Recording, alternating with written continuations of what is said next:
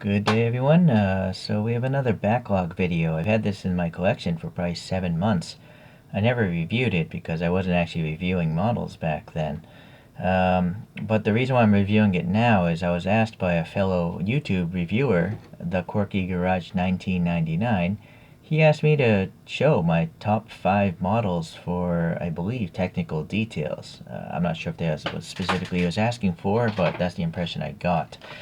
So this possibly might be within my top 5 for technical details, so let's take a look. I threw away the packaging. I have the clear cover, but I took that off, but I didn't keep the cardboard box, so sorry about that. This is a Lamborghini Aventador, and it has a body kit by Liberty Walk on it, and that body kit costs $60,000 alone. But I guess if you can buy a Lambo like this, you can afford to chop it up and make it look like this thing here. These photographs we're looking at are, this car is called the Zero Fighter, and the reason why is it's modeled, appearance-wise, to look like a Japanese Mitsubishi Zero Fighter from World War II. It was the preeminent fighter plane in World War II. It was really light and nimble, and it cleaned up, but obviously we know the outcome of that war. Okay, let's see here. What else did I learn? Well, the Aventador, the normal ones, if you could call them normal, they came out in 2011. They have 6.5 liter V12 engines, and they make 700 horsepower and up, because they've had 19 variations throughout the years. I think the very last one might have been a 2021 model. So I have no clue as to which Aventador this car is supposed to be, because it's got the body kit on it. But I did learn that it's the first all-new V12 engine for Lamborghini since the 1960s 350 GT.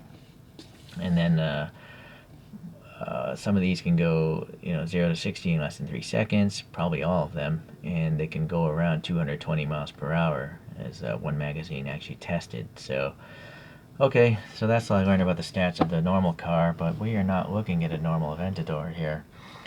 So let's get the pickiness out and take a look. So this model is what introduced me to premium 1/64 scales. I was looking around at my hobby shop, and this was there, and I'm just like, I've never seen, first, a Liberty Walk body kit. I never knew they existed.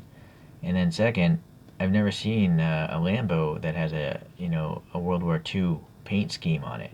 So that's what made me buy this, and that was a long time ago. And now, if you watch my channel, you know what I'm up to these days. Okay, so this is a matte green, olive drab. It's actually probably not the real green of the real fighter. It's too light. I actually have a model of the airplane to bring out later.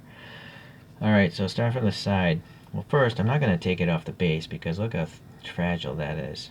This model was not particularly inexpensive, so I don't want to drop it. I don't want to break it.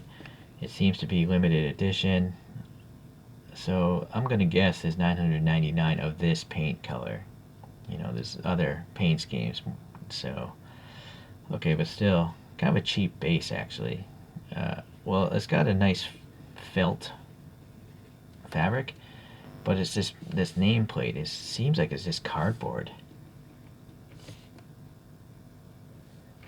or maybe it could be printed plastic, which would be a little classier because it won't hopefully roll up. I don't know, it's hard to say. Okay, but that's not important. It's the model that's important, right? Alright, so we got some giant wheels, rubbing the fenders, so these things don't roll. They're just meant to look nice. And it's running Toyo tires. I wonder if it's because lbworks is a Japanese company, and same with Toyo. I'm gonna have to zoom in on this wheel. It seems like there's a Lamborghini logo in the middle. Or no, I don't think that's supposed to be a bull. Or is it? Is it? For some reason it looks like a koi fish. I might be totally wrong. Maybe it's supposed to be the raging bull, but It wouldn't surprise me if it's a koi fish, because just the fact that it's a Japanese body kit, and again, it's rolling Japanese tires. You would normally see Pirellis, I think, on an Italian car, right? Well, actually, sorry, before I back out, there's a brake system there. I'm going to get the flashlight. We are under 4 times magnification right now. Yeah, so clearly there, just wondering if there's like a cross-drilled pattern in those, I assume, carbon brakes. I'm not sure. I can't see it. I can see the rotor. I just don't know if there's a little grooves or holes in it. So actually, while we're here on this magnification, it looks like these are decals. You know, you can see the clear plastic or whatever material they're using for decals around the color stuff, right? You can see there's a clear triangle here, and then the colors inside of it. So the scary thing is, I don't know if those decals are on top of this paint or if they're clear coated afterwards.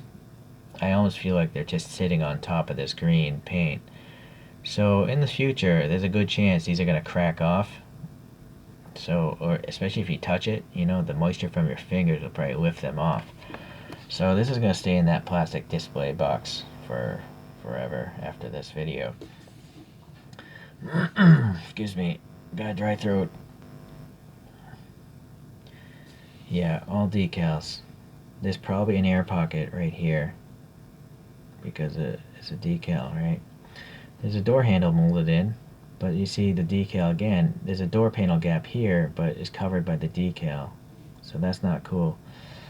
Much prefer tampo printing. Excuse me. A little clear glue there. And then tiny little rivet marks there. So very good. Very good. The windows here, they seem to have, I think these are those super thin sheet plastic windows. I'm trying to get to the other side. Let's see if we can focus, but boy, it's such a shallow window.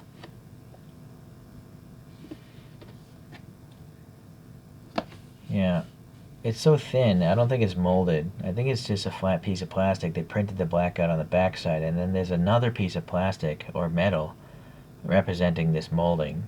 So it's a 2-piece window. It's very impressive. Naturally, there's a reflective sticker in the mirror there. All right.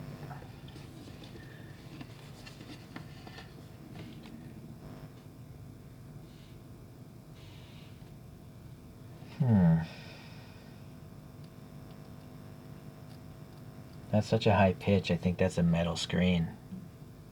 If it was plastic, well, it's possibly plastic. Plastic sounds high still.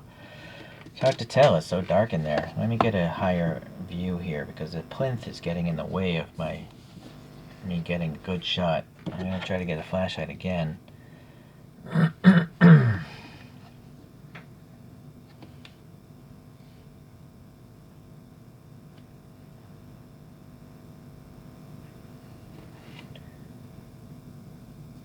No, that's plastic. It's so far in there, it almost feels like that vent is peeling off. But I'm okay with it, you know. Without a flashlight, you wouldn't even see it. It's just so dark down there. Sorry. Looks like a foil sticker for the Lambo emblem there, so that's all right. The headlights, there's super thin packaging plastic, it looks like, and they seem to have a piece of black photo etched metal on the top. This thing here. And I don't know what's going on inside there. I think that's a piece of metal, this Y shape. But it's inside the light bucket. And then there's a little silver dot there, probably paint. So that's an impressive, another dot there. It's an impressive headlight. It's got, is this another piece? Yes. 1, 2, 3, 4. There's 4 pieces just on the lens itself. Well, that thing behind it too. So anyways, that's a lot of work. It's very impressive. Just a decal again. I don't know if this is black paint or a black decal. This is a photo etched, or maybe it's, no, I think it's molded plastic because you can see tiny depressions in the wiper blade arm. This might be the most detailed wiper blade I've ever seen because it's so thin. and yet they molded in these 4 little lightning holes. There's a lightning hole there. So I always thought these things were metal because they are so thin, but maybe they are. It's possible these are photo etched metal because they could etch the holes in there, just like on the nameplate you see on some other resin models where they etch the lettering. So I don't know the answer there, if it's metal or plastic, but it's super thin. I mean, it's thinner than the tip of this dental pick, so very impressive. Okay, so now we got the dashboard. Seems like there's shiny pieces there. I don't know if that's paint or, again, pieces of metal in the dashboard. I feel because there's a gap of black under there that those are photo etched metal. They literally etched the rectangles in there, and that's why they look like they're white. That's the roughness of the etching, and the rest of it's just this shiny stainless steel. Alright, so that was under extreme magnification, and it still looked pretty good. So this side, I don't really notice anything different from the other side. I don't know where the fuel filler is on this guy. Maybe it's underneath one of the engine panel back there. I'm not sure. Oh, here. So the decal again is hiding half of the fuel filler door. You'll notice these panel caps are relatively tight. They're not the tightest though. I kind of feel like I've seen other models which are smaller than this pick by a much larger margin. Alright, so let's pull out the flashlight and see what's going on in the interior this time. We'll get to the back later.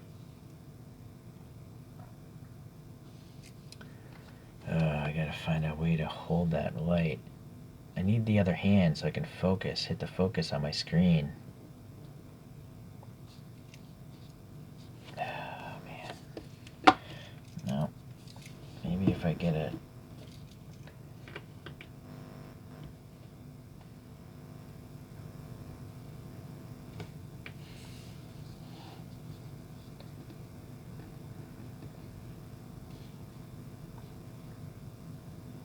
Sorry, this is really difficult to do because the windows are so shallow.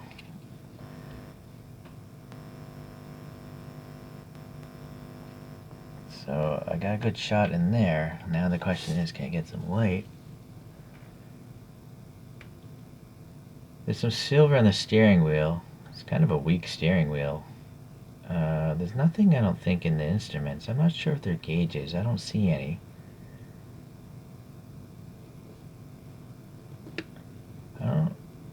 I don't see any seat belts either. No seat belts, no harnesses. Is there a rear view mirror?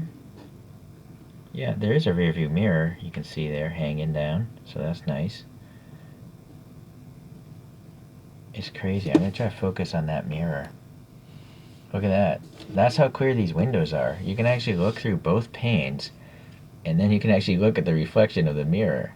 So that's interesting. That's a new one for me. Okay, well anyways, not much detail on the inside, except, well, I mean, that's nice. You got 3 pieces of metal right there. So I guess that's where it counts, where you can see it the easiest. Okay, so now getting around to the back. These 3 super thin pieces of plastic and some hair, sorry. But look how thin those plastic pieces are. There's air passing between. Look at that. Eesh, I shouldn't be doing that. So now, the engine itself, there's some silver details. Looks like painted silver details. And then some sort of printing. I see a 3. You know, I think that might be a piece of metal. And it's etched again. It's such a sharp edge. I think that's a piece of metal. You know, or you can see the paint. It's like a little blobby, right? So you got 2 pieces of metal in there, so that's good. And then this thing as well. It's very sharp edge, so I'm pretty sure that might be a piece of metal. No, well, I don't know. What do you guys think? No, I think that is metal, because you can kind of see the depth of it, the height of it, whereas the paint is just, you don't see any of the height. Okay, so anyways, that's a pretty impressive engine. Not bad. So we got the wing. the decals I don't care for, but the ends of the wings seem to be thin pieces of metal as well. It's just way too thin to be plastic, right? So the wing struts themselves are also metal. So there's 4 metal pieces for this wing. Very impressive.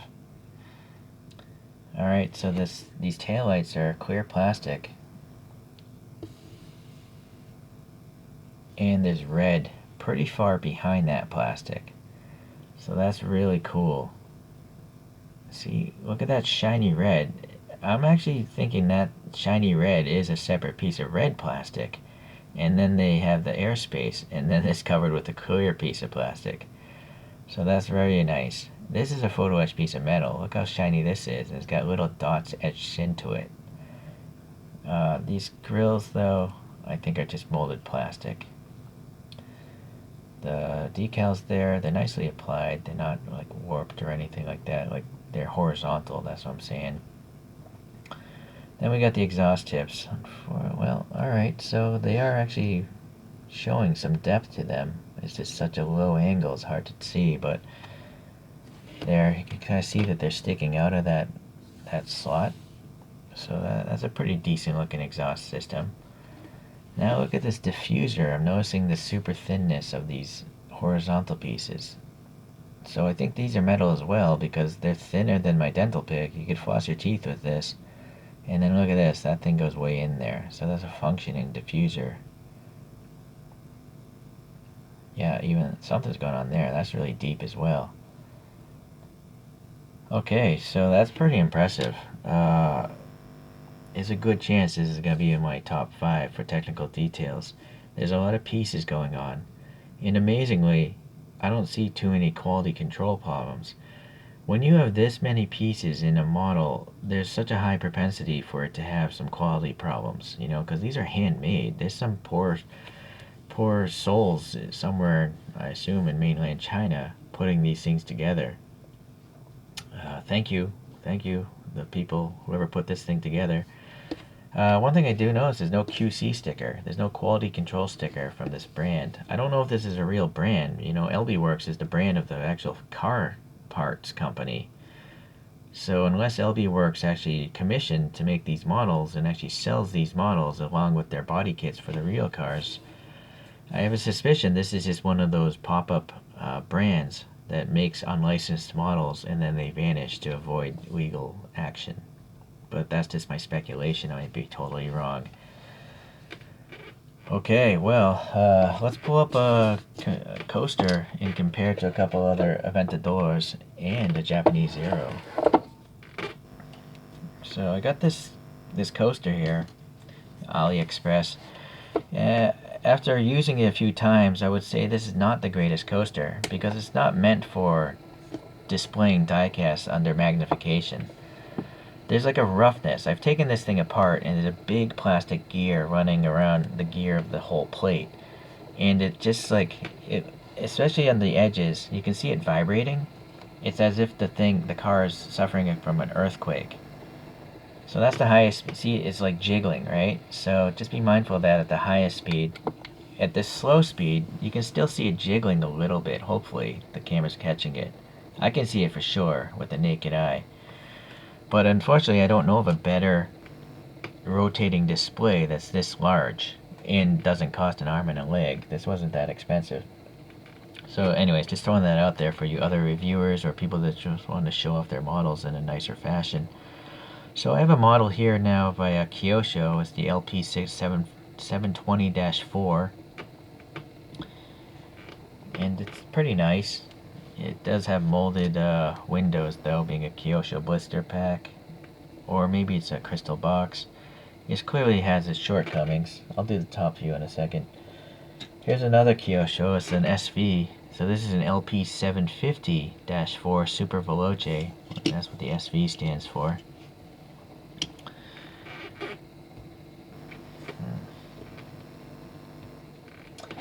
And then the last Lambo I have is from Mini GT. This is one of their kind of like their failures that they caught. This thing is made in Bangladesh. They had a factory apparently, and the Bangladesh factory just didn't care. So they have a lot of clear coat problems. There's plenty of other reviewers complaining about the same thing. I even emailed Mini GT and they said they shut that factory down. So all their models are coming from China. They can keep better quality. See, this is weird. It's just not clear coated well. Okay. Alright, so there we have 4 Aventadors. And, you know, for me, this lbworks one is clearly superior to all of them, but it also costs more money, so it should be. I don't recall paying an obscene amount. I paid a lot, but not a totally obscene amount. I've definitely paid more for other models than this one. So I'm going to pull out a couple of airplanes. I don't get enough time to show off my airplanes, but before I collected 64 scale cars, I was collecting 1 200 scale military airplanes as well as 1 400 scale commercial airplanes. So these are Japanese Zeros. I believe if they're made by a brand called Hogan, and I think it was actually a 2-pack. Not Tupac the singer, but a 2-pack. So you can see the darkness of this Japanese Zero. I'm pretty sure that's the correct darkness because I've made model kits of this airplane, and all the color pages of the instruction manual where you're supposed to put the decals, it was this dark green. So this green is definitely wrong. I believe these are fuel trucks for the Japanese Ground Self-Defense Forces, the JGSDF. So this again is a pretty dark green. It's a more modern vehicle, of course, than a World War II fighter, but it's still a darker green than that thing. If you're a stickler for color, it doesn't really bother me too much. I'm not bothered by it, but it is just something to note out there if you are a stickler for color. If the photographs are even a different green. It's inspired by World War II, but I almost feel like this might be a metallic green. Granted, my monitor might be totally wrong, so without seeing the car in life with your own eyes, it's hard to tell for sure. But anyways, that's just an observation I have. Okay, so all these vehicles here, and the people themselves made by Herpa, these are all 1 200 scale, just to give you guys a sense. And this is also partially why I'm really critical in my reviews. Look at the panel gaps on this Zero.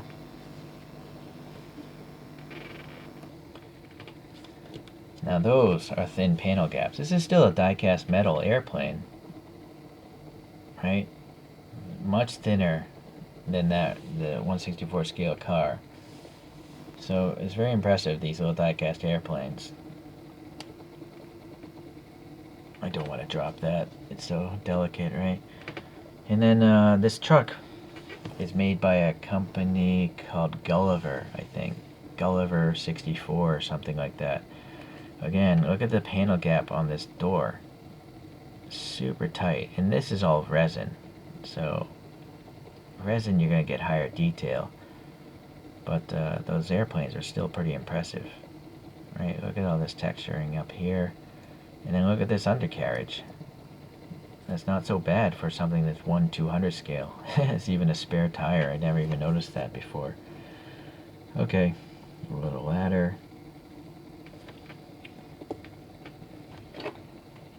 Oh, that's motor is just really loud. So let's give this its due spin on its own.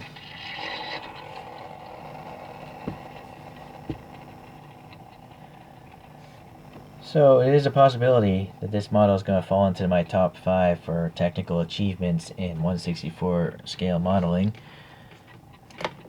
I sound like I'm hosting the Oscars. It's funny. But stay tuned for that video. It's going to be tough. I can easily pick out the top 3, but it's the 4th and 5th models that I'm having a really hard time figuring out which are the most impressive as far as model building skills. Alright, well thanks for watching. Long video, sorry, but it's a cool model, let's face it. Alright, see ya.